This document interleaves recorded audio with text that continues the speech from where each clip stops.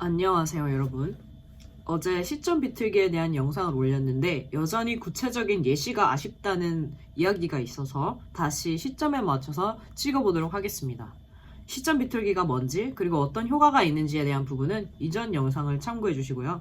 오늘은 소설의 시점에 대해서 집중해 보도록 하겠습니다.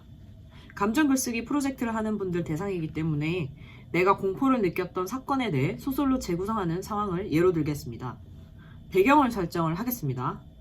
때는 1980년. 나, 주인공은 9살, 어린 지호입니다. 이름이 지호고요. 삼촌은 호철이라고 해볼게요. 그리고 할머니는 명옥이라고 하겠습니다. 허구한 날 술만 먹으면 난동을 부리는 삼촌이 나의 공포의 대상이었습니다.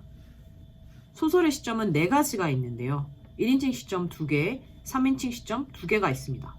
그 중에서 1인칭 시점에 대한 이야기를 먼저 해보면 1인칭이라는 것은 서술의 형식을 말합니다. 둘 다 나는, 내가 이런 식으로 서술이 됩니다. 다만 서술하는 사람이 주인공이냐, 주인공을 바라보는 관찰자의 입장이냐에 따라 다릅니다. 먼저 일반적으로 우리가 생각할 수 있는 가장 쉬운 시점이라고 해야 될까요? 어쨌든 일기로서 가장 많이 쓰이는 시점이 1인칭 주인공 시점인데요. 예로 들어보면 글 속의 주인공은 지호, 시점의 주체도 지호. 동일하죠?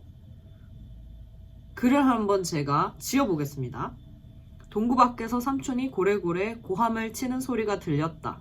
도망은 갈까? 순간 생각이 들어 지호는 이라고 하면 안 되겠죠? 나는, 왜냐하면 지호의 1인칭이니까. 도망갈까? 순간 생각이 들어 자리에서 후다닥 일어났지만 이내 할머니 생각에 발길을 돌려 부엌으로 향했다. 할머니의 손을 잡아당겼으나 할머니는 묵묵히 연기가 나는 솥을 바라볼 뿐이었다.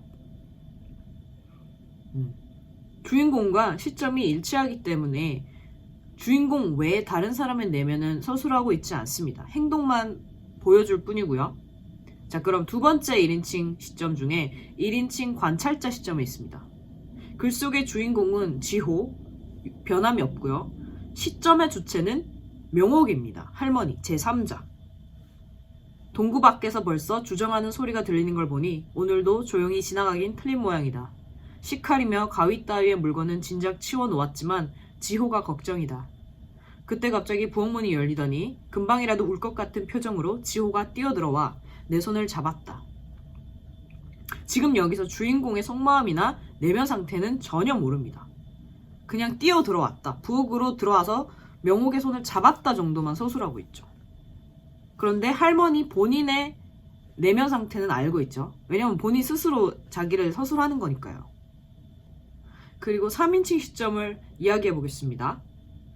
3인칭 시점도 2가지가 있는데 첫 번째 관찰자 시점, 3인칭 관찰자 시점이 있고 3인칭 전지적 작가 시점이 있습니다. 먼저 3인칭 관찰자 시점은 소설 속에 어떤 등장인물도 그 속마음을 알지 못해요. 밖에서 관찰하는 관객의 입장에서 소설이 진행됩니다. 예를 들어보면 주인공은 변함없이 지호입니다. 시점의 주체는 완전히 소설 밖에 있기 때문에 사건에 관여하지 않고 소설이 영화라면 영화를 보는 관객의 입장에서 소설이 흘러갑니다.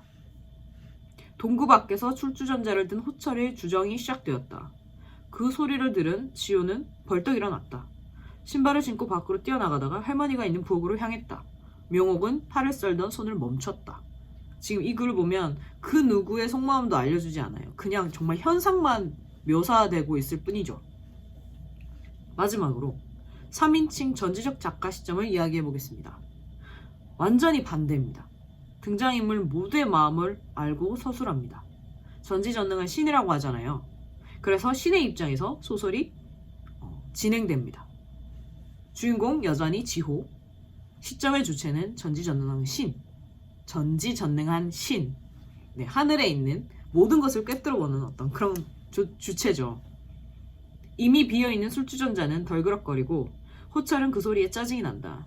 이미 동구 밖에서부터 고래고래 소리를 지르던 그는 비틀거리며 집으로 향한다.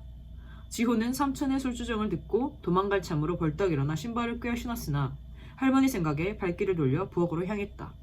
명옥은 팔을 썰던 손을 멈추고 칼을 아궁이 틈에 슬그머니 끼워 넣었다. 지호의 작은 손이 안쓰러워 움켜쥐었다. 여기 보시면 호철이 짜증난다는 부분, 그리고 지호가 할머니 생각을 해서 이제 부엌으로 향했다는 부분, 그리고 마지막으로 명옥이 지호를 안쓰러워하는 부분, 모든 등장인물의 내면이 다 서술되어 있죠. 마치 신처럼요. 여기까지 소설의 시점에 대한 설명을 해봤습니다. 시점에 대해 좀 이해가 되셨으면 좋겠습니다.